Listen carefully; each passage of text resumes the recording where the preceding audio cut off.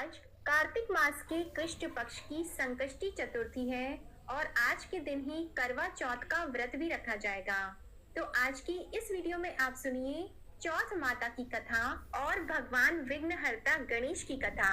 माना जाता है कि चौथ माता का व्रत और कथा के साथ भगवान गणेश की कथा सुनने से व्रत का पूर्ण फल प्राप्त होता है। पौराणिक कथा के अनुसार एक गांव में एक सेठ सेठानी थे। उनके एक बेटा और एक बहू थे। बहू सबको भोजन करा के फिर स्वयं भोजन करती थी। एक पड़ोसन ऐसी भी थी जो रोज पूछती थी कि बहू आज क्या बनाया है, क्या खाया है। तो बहू कहती ठंडो बासी। एक दिन उसके पति ने ऐसा सुनकर विचार किया कि आज तो पकवान बनाए जाएं, फिर देखें कि मेरी पत्नी क्या कहती है। उसने तरह तरह के पकवान बनवाए और घर के सभी लोगों ने एक साथ बैठकर भोजन किया। आज भी पड़ोसन ने पूछा तो बहू ने कहा कि ठंडो बासी। सेठ के लड़के ने सोचा हो न हो कोई बात अवश्य है जिससे कि मेरी पत्नी ऐसा कहती है। उसने पत्नी से पूछा तुम रोज ठंडो बासी खाया ऐसा क्यों कहती हो, जबकि हम सबने एक साथ बैठकर कई तरह के पकवान खाए। उसकी पत्नी बोली हम जो खा रहे हैं वह बाप बूढ़ों की कमाई है। जिस दिन आप कमा कर लाओगे उस दिन मैं समझूंगी कि ताजा भोजन कर रहे हैं। अब एक दिन लड़के ने माँ से कहा मैं एक बड़े शहर में कमाई करने जा रहा हूँ। माँ बोली बेटा अपने पास इतना धन है कि खाया नहीं खत्म होगा।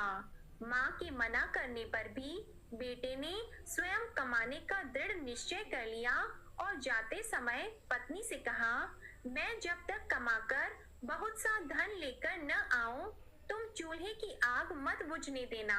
एक दिन चूल्हे की आग बुझ गई तो वह मन ही मन घबराने लगी, कहीं मेरे पति पर संकट तो नहीं आन पड़ा। जल्दी से पड़ोस में से आग लाकर चूल्हे में रख दूं, ऐसा विचार करके पत्नी पड़ोस में गई। वहां पड़ोसन चौथ माता का व्रत और पूजन कर रही थी। पड़ोसन ने कहा थोड़ी देर में आकर ले जाना। तो बहू ने पड़ोसन से पूछा आप यह व्रत क्यों करती हैं, इससे क्या मिलता है। पड़ोसन ने कहा चौथ माता के इस व्रत को करने से अन्न और लक्ष्मी मिलती है और अपनी मनोकामनाएं पूर्ण होती हैं। अब बहू भी चौथ माता का व्रत करने लगी। दीवार पर उसने चौथ माता का चित्र बनाया। उस दिन घी और गुड़ का चूरमा बनाकर रात्रि को चंद्रमा को अर्घ देकर उसने भोजन किया। ऐसा करते करते बहुत दिन हो गए। चौथ माता ने उस बहू के पति को सपना दिया कि साहूकार का बेटा तू जागे कि सोवे, तेरी पत्नी तुझे बहुत याद कर रही है, घर जाकर उसकी चिंता मिटा दे। तू दुकान खोलकर कंकु केशर का पगलिया बना के बैठ जाना, आज तेरा हिसाब किताब चुकता हो जाएगा। अब तो चौथ माता ने जैसा कहा था वैसा ही हुआ। उसने घर जाने की तैयारी की और गाड़ी भर के धन दौलत लेकर चल दिया।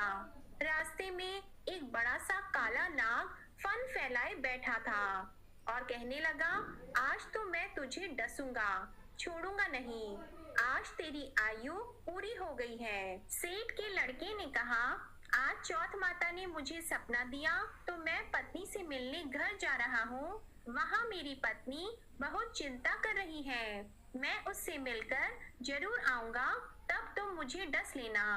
नाग ने कहा तुम शपथ पूर्वक कह कर जाओ तो मैं तुम्हें जाने दूंगा, परंतु लौट कर नहीं आए तो तुम्हारे घर आकर मैं तुम्हें डस लूंगा। इस प्रकार सांप को वचन देकर वह घर पहुंचा। वहां सभी से हंसी खुशी से मिला और भोजन करने उदास होकर बैठ गया। उसकी पत्नी ने उदास होने का कारण पूछा तो पति ने काले नाग वाली बात बताते हुए कहा कि यदि मैं उसके पास नहीं जाऊंगा तो वह घर आकर ही मुझे डस लेगा। पत्नी बहुत चतुर थी। उसने कहा कि आप घबराओ नहीं, लेट जाओ, मैं एक उपाय करती हूँ। पत्नी ने कमरे की 7 पेड़ी धोई, पहली पेड़ी पर रेत, दूसरी पर इत्र, तीसरी पर गुलाल, फूल, चौथी पर कंकु केशर, पांचवी पर लड्डू पेड़ा, छठी पर गादी गलीचा और सातवीं पेड़ी पर दूध का कटोरा भरकर रख दिए। इस प्रकार वह 7 ही पेड़ी सजाकर बैठ गई।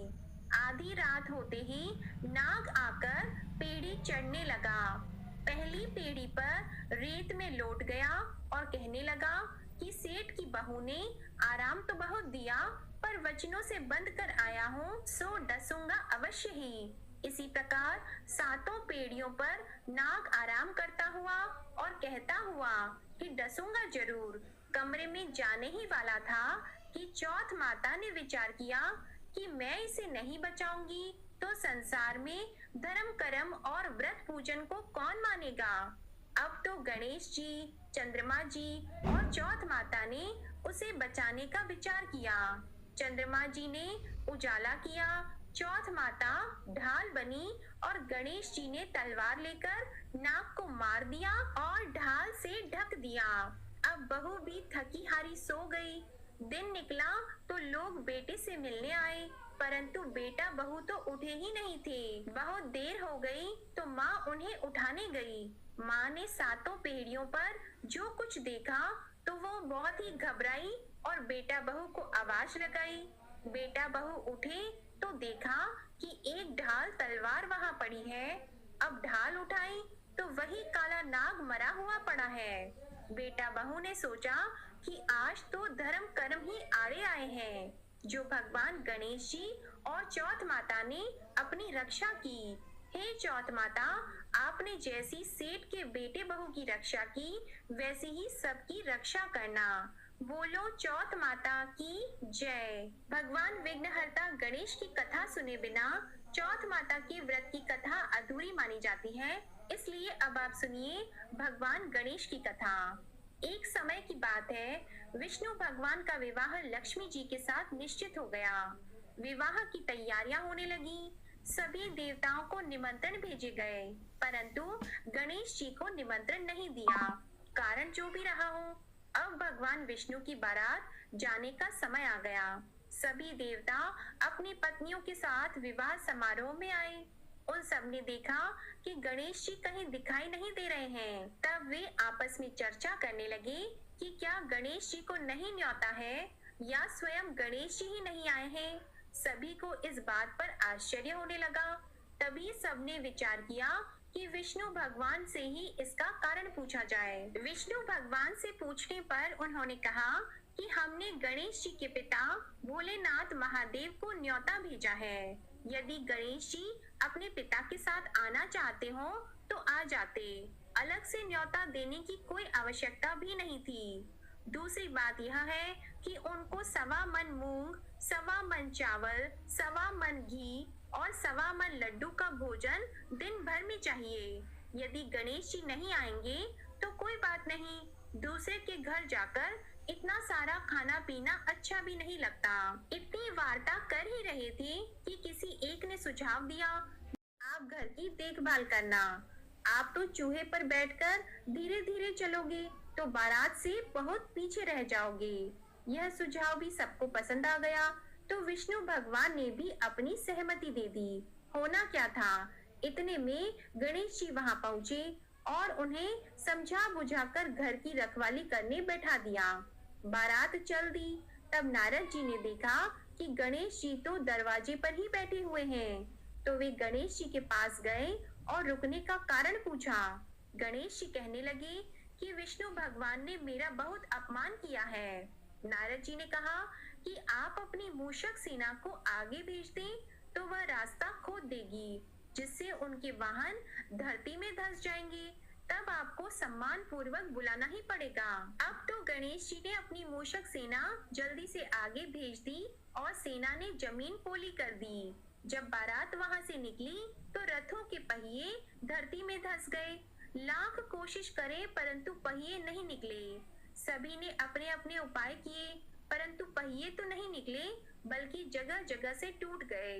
किसी की समझ में नहीं आ रहा था कि अब क्या किया जाए। अब तो नारद जी ने कहा, आप लोगों ने गणेश जी का अपमान करके अच्छा नहीं किया। यदि उन्हें मनाकर लाया जाए तो आपका कार्य सिद्ध हो सकता है और यह संकट टल सकता है। शंकर भगवान ने अपने दूत नंदी को भेजा और वे गणेश जी को लेकर आए। गणेश जी का आदर सम्मान के साथ पूजन किया। तब कहीं रथ के पहिए निकले। अब रथ के पहिए निकल तो गए, परंतु वे टूट फूट गए तो उन्हें सुधारे कौन? पास के खेत में खाती काम कर रहा था, उसे बुलाया गया। खाती अपना कार्य करने के पहले श्री गणेशाय नमः कहकर गणेश जी की वंदना मन ही मन करने लगा। देखते ही देखते खाती ने सभी पहियों को ठीक कर दिया। तब खाती कहने लगा कि हे देवताओं, आपने सर्वप्रथम गणेश जी को नहीं मनाया होगा और न ही उनका पूजन किया होगा, इसलिए तो आपके साथ यह संकट आया है। हम तो मूर्ख अज्ञानी हैं, फिर भी पहले गणेश जी को पूजते हैं, उनका ध्यान करते हैं। आप लोग तो देवतागण हैं, फिर भी आप गणेश जी को कैसे भूल गए? अब आप लोग भगवान श्री गणेश जी की जय बोलकर जाएं तो आपके सब काम बन जाएंगे और कोई संकट भी नहीं आएगा। अब सभी को अपनी अपनी गलती का पश्चाताप हुआ और सबने भगवान गणेश की जय जयकार करते हुए और बारात वहां से चल दी और विष्णु भगवान का लक्ष्मी जी के साथ विवाह संपन्न करा के सभी सकुशल घर लौट आए। हे गणेश जी महाराज, आपने जैसे विष्णु भगवान के कार्य को सिद्ध किया, वैसे सभी के कार्य को सिद्ध करना। बोलो भगवान गणेश की जय। तो ये थी आज की चौथ माता की कथा और विघ्नहर्ता भगवान गणेश की कथा। आज की कथा अच्छी लगे